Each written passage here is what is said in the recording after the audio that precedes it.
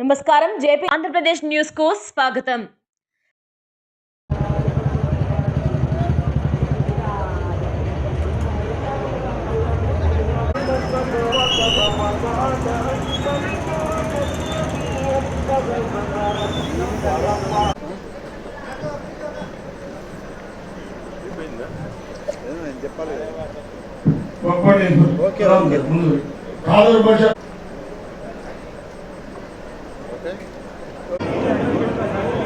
మేము ఉత్సవ కమిటీ 2024 సభ్యులుగా నియమితులయ్యాము.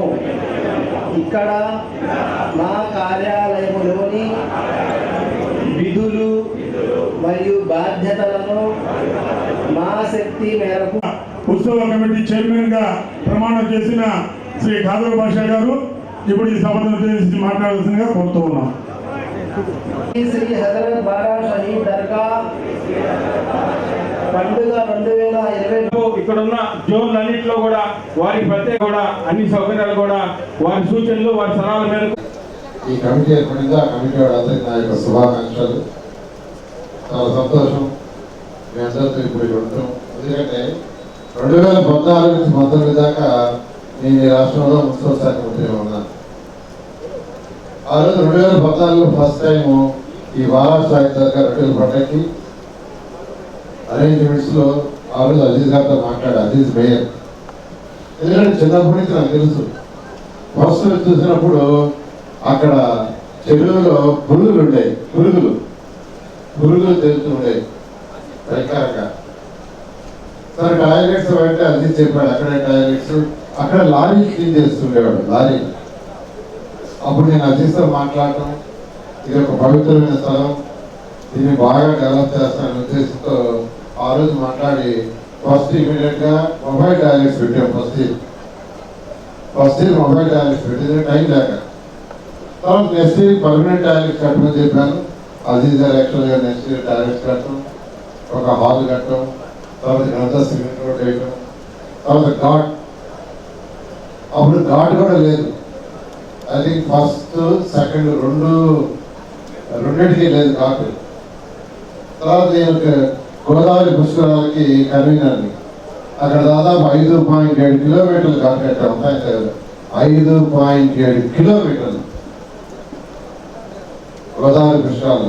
అప్పుడు నేను అజీజ్ అన్న ఇక్కడ కూడా మంచి ఘాట్ కడతాను, డిజైన్ చేయమంటే ఆయన డిజైన్ చేశారు. ఆ ఘాట్ కట్టడం జరిగింది. తర్వాత ట్రీ ప్లాంటేషన్స్ అన్ని చక్కగా చేశారు. ఈ విధంగా ఇక్కడ ఒక మంచి ప్రేయర్ హాల్ కట్టాలని ప్లాన్ చేశారు. ఆ ప్రేయర్ హాల్ ఆ రోజు శాంక్షన్ చేశాం. నేను ముఖ్యమంత్రి గారు కూడా ఒకసారి రొట్టెల పండుగ తీసుకురావటం, అప్పుడు 15 కోట్లు 20 కోట్లు కూడా శాంక్షన్ చేశారు. ఇలా ఇక్కడ అవన్నీ చేయటం వల్ల 2014కి రొట్టెల పండుగ ఇక్కడికి వచ్చిన వాడు 4 లక్షల మంది. 2014 ఇక్కడ రొట్టెల పండుగ వచ్చిన వాడు 4 లక్షలు. 2019కి రొట్టెల పండుగ వచ్చింది 20 లక్షల మంది. 5 లక్షలు పెరిగారు.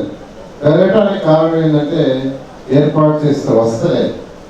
ఎందుకంటే ఆ రోజు వచ్చేవాడు అడిగాను, నేను చాలా అడిగా, మీరు పోయినసారి వచ్చారు కదా. ఎందుకంటే అందరూ పెద్దవాడు వచ్చేవాడు, పిల్లలు వచ్చేవాడు కాదు. వాళ్ళతోటే పిల్లలు వచ్చేవాడు కాదు. నేను వాడు అడిగితే మీరే వస్తున్నారు, మీ పిల్లలు రావట్లేదంటే, సార్ లాస్ట్ టైం మా పిల్లలు వచ్చారు, ఇక్కడ ఉన్న వసతులు చూసి మళ్ళీ రావట్లేదు, వాడు మా వద్దుబాటున్నారు అని వాళ్ళు చెప్పిన తర్వాతే నేను యాక్చువల్లీ ఘాట్ కావచ్చు, టాయిలెట్స్ కావచ్చు, ఇట్లా ప్రజల అభిప్రాయాలు చేయడం జరిగింది. ఇప్పుడు అక్కడ ప్రేయర్ హాల్ ఒకటి కంప్లీట్ చేయాల్సిన అవసరం ఉంది. అయితే ఇప్పుడు ఖజానా పూర్తిగా ఖాళీ ఉంది. ఈరోజు ఖజానా టోటల్ ఖాళీ. ఎంత ఖాళీ అంటే ఈరోజు ఇక్కడ ఈ షాప్స్ వాటికి ఆక్షన్ పడారు 1,57,00,000. నేను ఆ మంత్రి గారిని సెక్రటరీ పిలిచి మా 1,57,00,000 మాకు ఇచ్చేమని కూర్చున్నా, చాంబర్లో కూర్చున్నా. ఆయన కొన్ని సెక్రటరీ సిఇఓలు ఆ పుస్తకాలు తీసుకొచ్చిన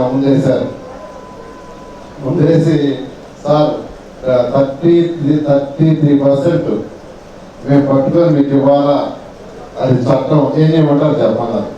ఇక చట్టం చెప్పిన తర్వాత నేనేం చేస్తాను. సరే అది పట్టుకొని నా బ్యాలెన్స్ 1 crore ఇవ్వమన్నారు. ఆ 1 crore ఇస్తున్నారు. ఇది రాష్ట్ర పండుగ కాబట్టి కొంత ఫండ్ ఇవ్వమంటే ఒక 50 లక్షలు మళ్ళా పెట్టారు. ఒక 50 లక్షలు కూడా వస్తుంది. అది 1,50,00,000 వస్తుంది.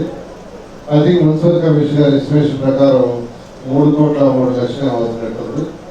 ఏదేమైనా మున్సిపల్ కమిషన్ గారికి అప్పుడు చెప్పాను, ఈ పండుగని ఘనంగా చేయండి, ప్రజలకు ఎటువంటి ఇబ్బంది లేకుండా శానిటేషన్ కానీ, ఎక్కడైతే పార్కింగ్ పెట్టుకుంటారో అక్కడ డ్రింకింగ్ వాటర్